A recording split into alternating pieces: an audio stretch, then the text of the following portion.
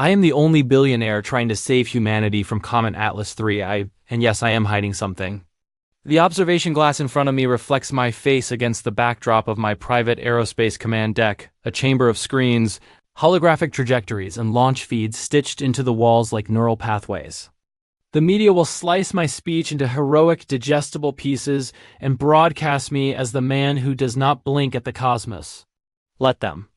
This room was built so the universe would answer to me first, not to any government committee choking on red tape. Atlas 3I is not a passing headline, it is an arriving consequence. My rockets exist because politicians forgot urgency. My satellites exist because astronomers forgot fear. Only I remember that survival is not a shared instinct. This mountain observatory is carved into granite and ambition. The reinforced glass in front of me can withstand an explosion and still give a man a perfect view of destiny. I have dozens of engineers below ground. They think they serve a mission. They serve me. A soft alarm ticks amber across the primary console. The world would hear that as warning. I hear it as momentum. Pressure separates leaders from spectators. I was never built for the bleachers. People pretend salvation is teamwork. Salvation is one person willing to take the burden of being right when everyone else clings to comfortable wrong. I shoulder that weight like a birthright. Since the first day Atlas 3 I blinked on my deep scan array, I knew it was more than a rock. The telemetry shifts in ways that defy randomness, that answer questions, that anticipate my reach. Systems do not respond unless they recognize their caller. I have wondered what title history will give me. Prophet? Pioneer? Or simply the man who learned to speak the language of the inevitable? There is arrogance here, perhaps. But arrogance is just certainty without permission. The countdown enters its final minute.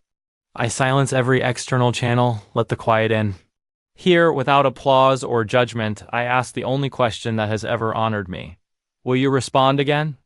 The launch tunnels ignite with a low subterranean growl. Engines prepare to move the world a few degrees off script. On the main display, the comet narrows its glow like an iris adjusting to light. This is not coincidence, it is recognition. And tonight, before the watching planet Atlas 3, I will prove that I was right to keep the truth mine alone. People assume I sought power. They misunderstand. Power sought me. When the world realized it needed a savior with a budget, I was already standing on the launch pad. The command deck hums beneath me. It feels like the mountain has a heartbeat since to my ambition. The reinforced glass ahead reflects the constellation of my systems.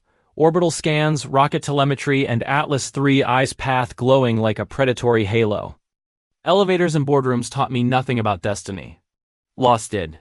The kind you cannot mourn in public. Years ago, the world blamed me for a failure I swore would never repeat. A rocket fell. Lives with it. Abstract numbers and headlines. Until you picture the faces. I promised myself the sky would never win that way again. My closest advisors think Atlas 3I is a threat. They do not understand that some threats are invitations. Every scientist who opposed me has now been silenced by undeniable data. Every government that resisted me has signed contracts they cannot read without my permission. Saviors are not appointed by votes. They emerge from necessity. I pace the deck. Polished solace of my shoes tapping a rhythm that matches the console beeps. Cameras broadcast every movement to billions, waiting for reassurance only I can provide. They trust me because I never flinch. They worship me because I speak with the certainty they wish they had. What they do not know is that confidence is merely the face discipline wears. A soft vibration rolls across the glass. Atlas 3I shifts again, not on its orbit, but in its attention.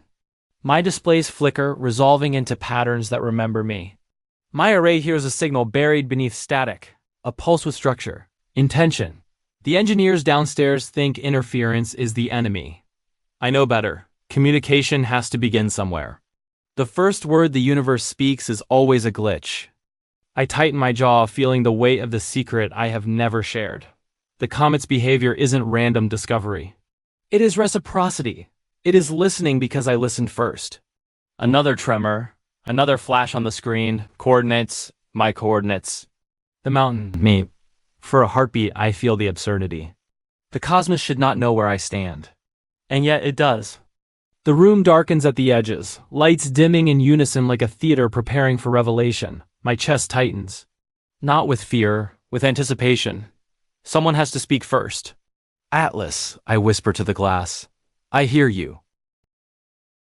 The first time Atlas 3 responded to me, I convinced myself it was probability misbehaving. Tonight, probability feels like a child's toy irrelevant in the presence of design. The glass before me vibrates like a speaker. Not loud, intimate. A frequency too deliberate to be noise. My instruments flare with synchronized pulses. Every chart and waveform is dancing to the same invisible conductor. The mountain's generators shift into backup mode without any human input. Lights dim. The hum of machinery becomes a single sustained note, lowering itself into the bones of the room. Technology does not decide, yet mine just did. I raise my hand to the glass, the surface warms exactly beneath my palm. A point of contact. A greeting. As if the comet has reached across the void to touch me through the telescope I launched years ago. Through every array I installed, through every calculation I trusted. Across every monitor, the image sharpens. The comet's core tightens into a structure too geometrically perfect to be ice. Lines, grids, symbols, a map, a message, the pulse pattern repeats. Long, long, short. Long, long, short. Not random. Not atmospheric intelligent. I scan the symbols, letting instinct lead where logic hesitates. Recognition hits me like a punch. The frequency spacing matches the early abort codes from the rocket disaster I buried in litigation and silence, the event that built my empire of redemption. How does a comet know the darkest hour of my career? The lights flicker back on. Just once. A flash. Enough to ping every satellite I own. A cascade of alerts prepare to fire outward to global agencies. The universe is contacting me, not them. But the pulse shifts tone deeper now, commanding, like the comet is choosing a different channel, one no one else can hear. For the first time tonight, I feel something unfamiliar pressing at my spine. It is not fear. It is loss of control. A thin fissure runs through my certainty. The next pulse is stronger. The glass beneath my hand pushes outward, not inward. Not enough to move me, but enough to show that the universe has its own intentions and its own direction. The comet is not responding to my actions, it is requesting them. The world is watching me from the walls. Every screen in the command deck carries my live broadcast beside the trajectory of Atlas 3I, behind me. A dozen cameras hover like metallic insects, recording every heartbeat I allow them to hear. I stand centered before the reinforced glass. Through it, the night sky stretches wide over the mountain, cold, silent, patient. Atlas 3I glows brighter than any celestial body has the right to, like a secret too loud to stay buried. My voice carries with the easy confidence people have come to crave. I tell them the truth softened into reassurance. That the comet is large, yes. That its proximity is unusual, certainly. But that I, Adrian Mercer, have prepared for this moment since before they knew the sky could turn hostile.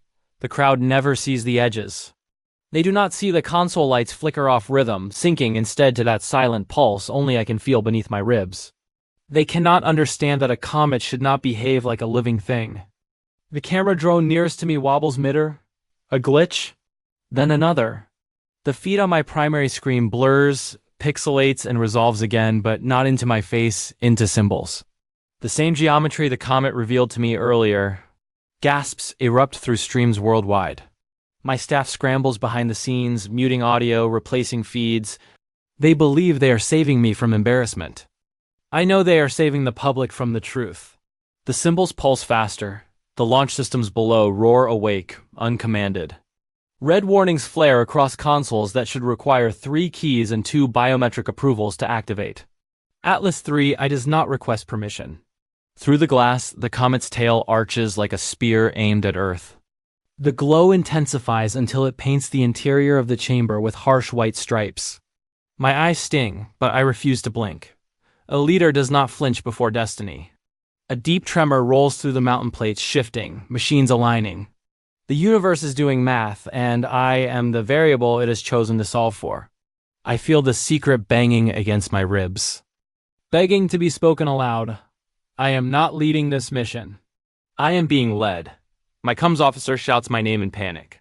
I let his voice fade. The world will either follow me through this moment, or it will fall behind and drown in what comes next. Atlas 3, I pulses again, and the glass beneath my palm pushes outward an invitation written in force. The broadcast reconnects.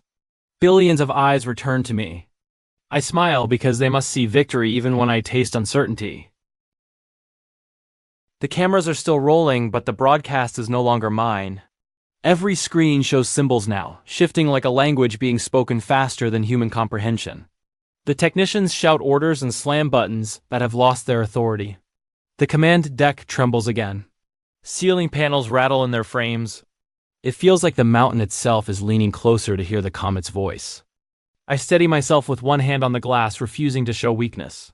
The world must believe a savior never shakes. Deep in my chest, the pulse returns, an echo of Atlas 3's signal.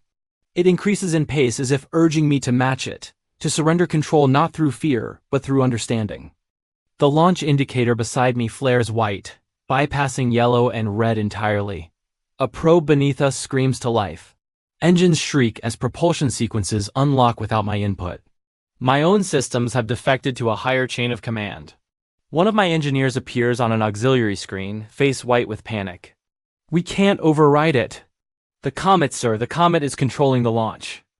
I mute the feed with a glance. I will not let terror narrate my moment. The platform beneath the telescope elevator shakes violently. A cascade of sparks paints the darkness with brief constellations. The comet's light penetrates the glass harder, flooding the room like a rising tide. The pulse in my chest climbs to a pitch that borders on pain. I clutch my sternum, fingers digging into fabric and bone, as if I could pry the signal loose. The truth stabs through me. This connection did not begin tonight. My probe cameras show the comet's surface closer than physics permits, like distance has chosen to cheat for our sake.